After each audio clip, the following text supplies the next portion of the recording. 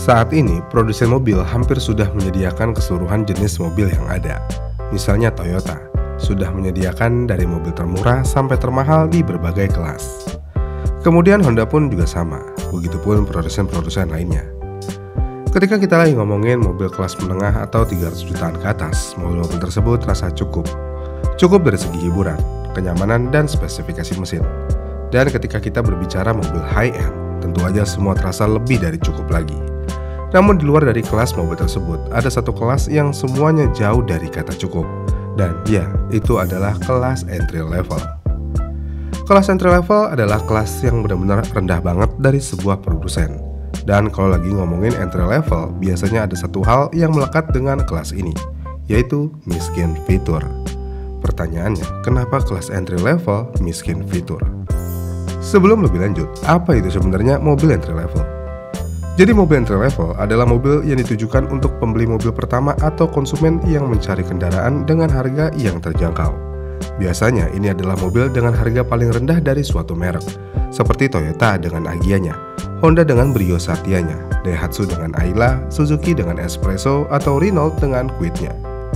Mobil-mobil ini bisa murah karena mobil ini memiliki mesin yang kecil, dimensi yang compact, dan fitur yang ya gitu, miskin. Kalau dibandingkan dengan kelas di atasnya, fitur-fitur yang disediakan terasa sangat minimalis. Bahkan beberapa model masih ada yang cuman kasih AC dan power steering doang. Head unit jangan berharap yang double din, ada tape radio aja udah bersyukur. Airbag terkadang cuman satu. Rem ABS mana main. Perdam kabin dilapisin plastik satu lapis aja udah cukup. Ketebalan plat masih dicat aja udah bersyukur. Intinya mobil entry level memang benar-benar miskin fitur. Ya emang sih entry level memang untuk pemula. Tapi karena buat pemula dan kaum budget yang ngepas, apakah itu sudah menjadi alasan yang cukup untuk memotong fitur penting? Jawabannya ya nggak gitu juga sih, karena semua ada akarnya. Dan akarnya adalah regulasi. Regulasi di Indonesia itu sangat santuy banget. Kenapa bisa santuy? Namanya juga negara berkembang. Ya ginilah, ini berbeda dengan negara maju, misalnya di Eropa. Di negara maju, kita ambil contoh di regulasi soal keselamatan. Regulasi keselamatan di sana sangat ketat. Kalau udah sangat ketat, biasanya pemerintah mewajibkan fitur-fitur keselamatan aktif dan pasif tertentu, bahkan di mobil termurah sekalipun. Sedangkan di Indonesia, regulasi keselamatan masih longgar. Selain itu, konsumen juga nggak teredukasi dengan baik seberapa penting apa itu fitur keselamatan. Hal paling dasar adalah rem ABS. Masih banyak orang yang menyepelekan ABS. Padahal ABS adalah fitur keselamatan pertama sebelum terjadinya kecelakaan. Dengan adanya hal tersebut, jadi pabrikan nggak dipaksa untuk kasih fitur lengkap di mobil murah. Akhirnya yang diprioritaskan tetap harga. Kenapa harus memprioritaskan harga daripada fitur? Jadi mobil entry level itu harus murah. Kenapa harus murah? Ya karena segmennya ditujukan ke konsumen yang sensitif harga. Dan segmen ini adalah mobil buat orang yang mungkin baru pindah dari motor ke mobil, atau yang beli mobil bekas sebelumnya dan sekarang ingin mobil baru. Otomatis tekanan harganya gede banget. Dan untuk bisa jual mobil semurah mungkin, pabrikan harus menekan biaya produksi. Dan cara paling gampang untuk melakukan hal itu adalah potong fitur. Karena faktanya setiap fitur tambahan, misalnya airbag tambahan, head unit, sensor parkir, kamera mundur, semuanya punya harga. Bahkan fitur sekecil seatbelt reminder atau electric mirror punya harga. Apalagi kalau udah masuk fitur kekinian kayak keyless entry, ESC, atau 360 kamera. Ya tentu aja semuanya punya harganya masing-masing. Dan kalau masukin semua fitur yang orang mau, berarti harganya bakal naik sampai belasan juta rupiah atau lebih. Dan itu bikin mobil menjadi tidak masuk di kelas entry level lagi. Dan selama konsumennya tidak protes dan peraturan pemerintah masih begitu aja, ya pabrikan semakin sadar kalau target pasar mobil entry level memang lebih mementingkan harga daripada fitur. Jadinya ya supaya harga tetap rendah, fitur dikorbankan. Itu adalah alasan dasarnya. Tapi ada alasan lain yang menurut saya agak kocak. Jadi ketika kita ngomongin mobil entry level, mobil tersebut harus benar-benar minim fitur demi menjaga nama baik brand tersebut. Maksudnya gimana? Gini, Biasanya semakin banyak fitur, maka akan semakin rumit mobil tersebut. Dan jika mobil tersebut semakin rumit, maka akan semakin tinggi kemungkinan servis atau kerusakan yang terjadi. Dan buat pabrikan, bikin mobil basic berarti mereka membuat mobil yang minim resiko teknis dan mudah dalam hal produksi dan juga after sales. Coba kita bayangin kalau mobil entry level dikasih banyak fitur elektronik seperti ESC, TPMS, sensor-sensor parkir, bahkan fitur semi-autonomous. Kalau fitur ini rusak, konsumen yang budgetnya terbatas akan kesulitan bayar servisnya.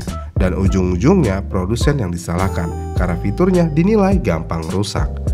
Mungkin ini terdengar lucu, tapi sebenarnya ada benernya juga alasan ini. Karena yang kita tahu, elektronik itu ada umur pakainya. Katakanlah sensor parkir. Sensor parkir dalam beberapa tahun biasanya akan mengalami error jarak ukurnya. Cara benerinnya sebenarnya ya sederhana, tinggal ganti aja sensor parkirnya. Tapi untuk kaum entry level, ini terkadang bisa memberatkan. Ya, masih banyak yang mengira kalau part mobil itu jarang rusak, karena faktanya hampir semua part itu ada umurnya. Apalagi elektronik, umurnya akan lebih pendek daripada mesin. Jadinya ya, alasan ini memang terkesan lucu, tapi faktanya memang begitu. Kemudian hal lainnya adalah tidak ada yang protes. Kenapa tidak ada yang protes tentang mobil entry level yang miskin fitur ini? Ya karena pikiran kebanyakan first buyer dengan budget yang lepas, yang penting mobilnya bisa jalan, adem dan irit. Selama bisa dipakai buat kerja, antar keluarga, dan gak rewel, itu udah lebih dari cukup. Jadi ya fitur tambahan dianggap cuman bonus. Emang iya, kita bisa ambil contoh di Honda Brio Satya. Brio Satya sering dikritik karena interiornya terlalu biasa dan fiturnya standar banget. Tapi dengan kemiskinan yang diterima Brio, penjualnya malah luar biasa hebat.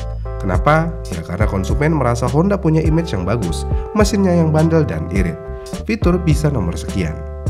Dengan pemikiran tersebut jadinya ya nggak akan ada yang protes.